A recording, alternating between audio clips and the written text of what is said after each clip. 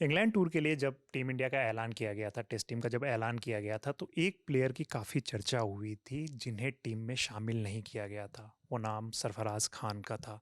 उनको लेके बहुत सारी बातें होने लगी सोशल मीडिया पे कि भाई उनकी क्या गलती है, उन्होंने तो परफॉर्म किया ही है लगातार, या जो मौके मिले हैं उन्होंने शतक भी लगाया न्यूजीलैंड के खिलाफ टेस्ट सीरीज में। कुछ मैचेस को छोड़ दिया जाए तो उनका प्रदर्शन, जो फैंस है ऐसा कह रहे थे कि वो फेयर रहा है, फिर भी आप उनको स्क्वाड में भी जगह नहीं दे रहे हो। ऑस्ट्रेलिया में आप उनको स्क्वाड में लेके गए, वहाँ पे आपने उनको एक भी मैच नहीं खिलाया, अब आप उनको स्क्वाड में भी जगह नहीं दे रहे हो, तो इसके पीछे का क्या कारण है। बहुत सारी तमाम बातें हुई, कई एक्सपर्ट ने भी इसको लेके बात की, अपनी राय रखी कि उन्हें टीम में होना चाहिए था, नहीं होना चाहिए था। ये सब तब की बातें थी। लेकिन इस बीच जब इंग्लैंड जाने वाली है टीम इंडिया टेस्ट सीरीज के लिए, उससे पहले इंडिया ए की जो टीम है वो अनऑफिशियल टेस्ट मैच, जो कि एक प्रैक्टिस टेस्ट मैच होता है, वो खेल रही है अभी इंग्लैंड लॉयंस की टीम के खिलाफ, जिसमें इंग्लैंड के कुछ डोमेस्टिक प्लेयर होते हैं और कुछ ऐसे प्लेयर्स भी हैं जो मतलब जिनके पास अच्छा खासा एक्सपीरियंस है। उनके साथ मैच चल रहा है। मैच के पहले दिन इंडियन टीम ने, यानी कि इंडिया ए की टीम ने बैटिंग की, और उस टीम ने दिखाया कि हम लोग इंग्लैंड की धरती पे कितनी अच्छी तरीके से क्रिकेट खेल सकते हैं। और उसमें एक प्लेयर ने कमाल किया जिनका नाम है सरफराज खान। वैसे तो बहुत सारे प्लेयर्स हैं जिन्होंने अच्छे खासे रन बनाए हैं, करुण नायर ने सेंचुरी भी लगाई है, लेकिन सरफराज खान ने जिस तरीके की पारी खेली वो अब सोशल मीडिया पे चर्चा का विषय बन गया है। और चर्चा इस बात की भी हो रही थी कि क्यों उनको टीम इंडिया में लिया जाना चाहिए और सेलेक्टर्स से कहाँ गलती हुई है। इस पर बात करने के लिए हमारे साथी सुकांत मौजूद हैं। सुकांत, पहले तो इनकी पारी के बारे में बताइए कि वो किस तरीके की पारी थी, और बाद में हम लोग इस पर आएंगे कि उन्हें टीम इंडिया में लिया जाना चाहिए था, लिया जाना चाहिए तो किन की जगह लिया जाना चाहिए था।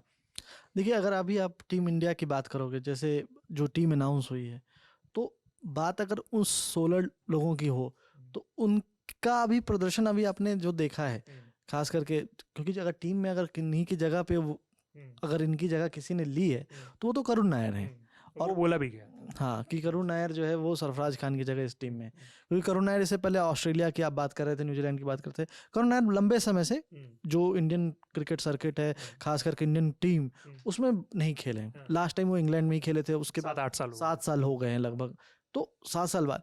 तो करुण नायर ने इस मैच में, अभी जिस मैच की आप बात बता रहे हैं, उसमें 186 बना ली और वो बैटिंग कर रहे हैं। मतलब अभी पहले दिन का खेल खत्म हुआ है तो वो बैटिंग कर रहे हैं। सरफराज ने बहुत अच्छी पारी खेली, उन्होंने 92 रन बनाए, 13 चौके लगाए। लेकिन बात सिर्फ इसकी नहीं है कि सबको तो मौका मिलेगा नहीं, वो बात भी सच है।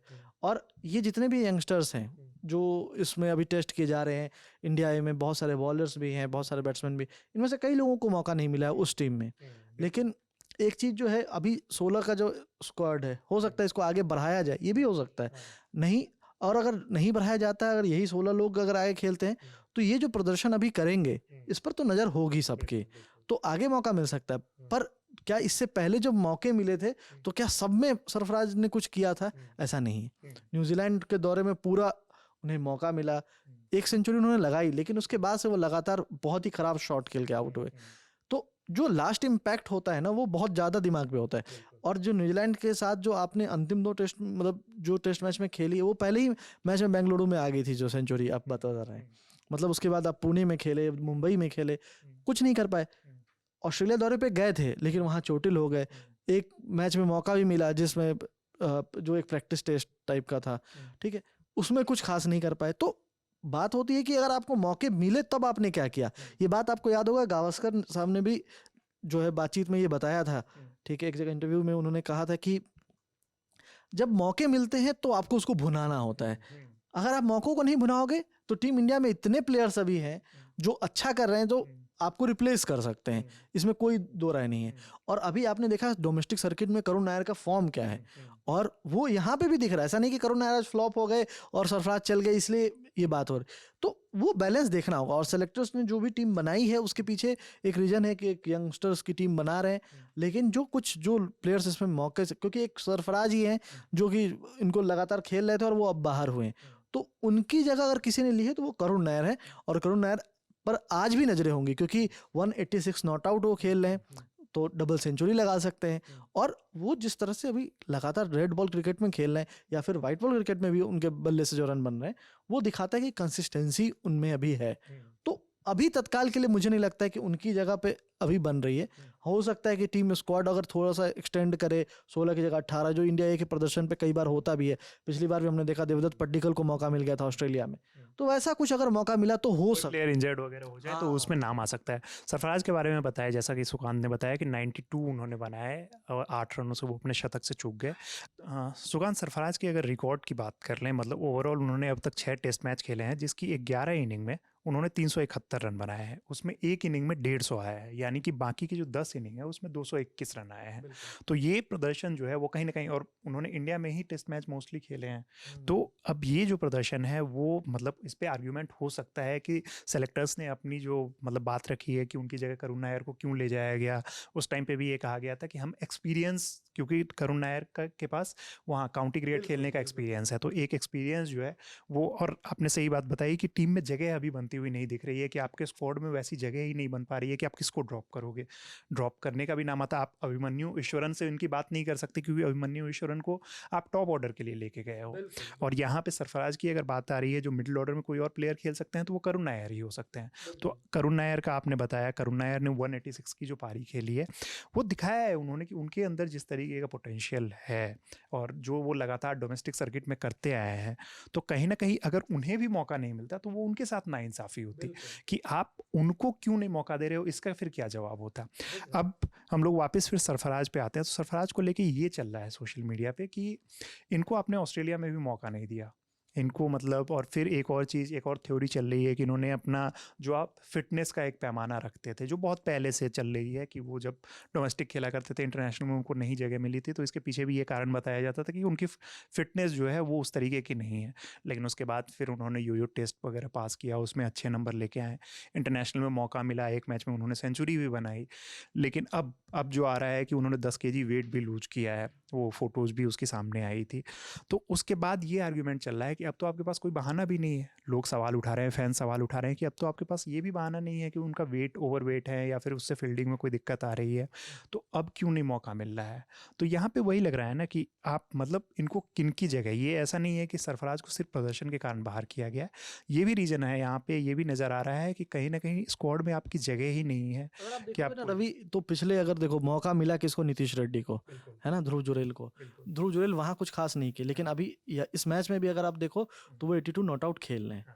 तो कहीं ना कहीं ऐसा नहीं है कि आप मिडिल ऑर्डर में अगर आप इनको कहीं भी रखते हो, क्योंकि ऋषभ पंत आते हैं और आपको एक अनुभव चाहिए, क्योंकि ऑलरेडी आपके 2 बड़े दिग्गज प्लेयर्स जो टीम में कहीं ना कहीं एक्सपीरियंस लेके आते थे, विराट कोहली, रोहित शर्मा, अब वो इस टूर पे नहीं है।